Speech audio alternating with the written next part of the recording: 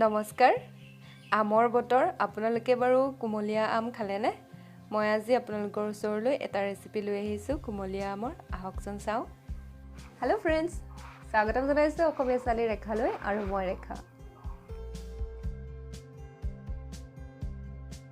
বন্ধুসকল আজি মই লৈ আহিছোঁ আপোনালোকৰ ওচৰলৈ এটি কেঁচা আমৰ ৰেচিপি মই বনাইছোঁ কেঁচা আমৰ অম্বল আপোনালোকে বাৰু কেঁচা আমৰ অম্বল খাইছেনে এই ৰেচিপিটো খাবলৈ খুব ধুনীয়া হয় আৰু এই ৰেচিপিটো আপুনি ভাতৰ লগত বা ৰুটিৰ লগত ট্ৰাই কৰিব পাৰে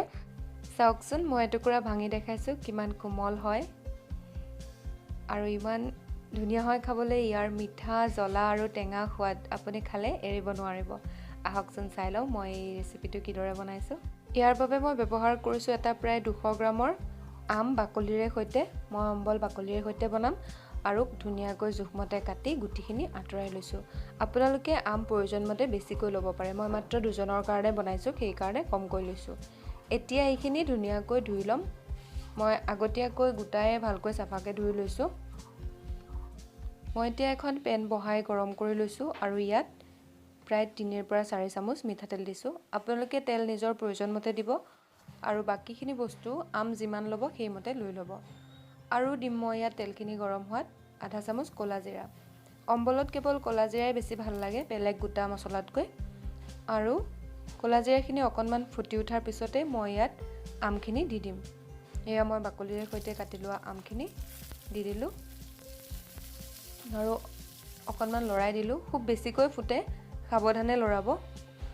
আৰু এইখিনি আমাক বেছি টাইম নালাগে আধা সিজা হওঁতে আমি এইখিনি নমাই ল'ম এতিয়া দেখিছেনে অকণমান কালাৰটো সলনি হৈ গৈছে লগতে আৰু সোৱাদ মতে নিমখ দিছোঁ লগত দিছোঁ হালধি প্ৰয়োজন অনুসৰি আপোনালোকেও নিমখ হালধি প্ৰয়োজন মতে দি ল'ব ভিডিঅ'টো সম্পূৰ্ণ চাব কাৰণ মিঠা জ্বলা টেঙা অম্বলত কি ব্যৱহাৰ কৰিছোঁ আপোনালোকে পিছলৈ গম পাই গৈ থাকিব এইখিনি সিজিছে এতিয়া আমি এইখিনি নমাই ল'ম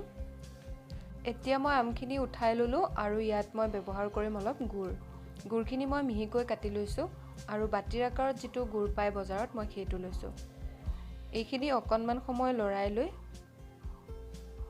তাত মই ব্যৱহাৰ কৰিম আধা চামুচ জলকীয়া গুড়া আৰু আধা চামুচ ধনিয়া পাউডাৰ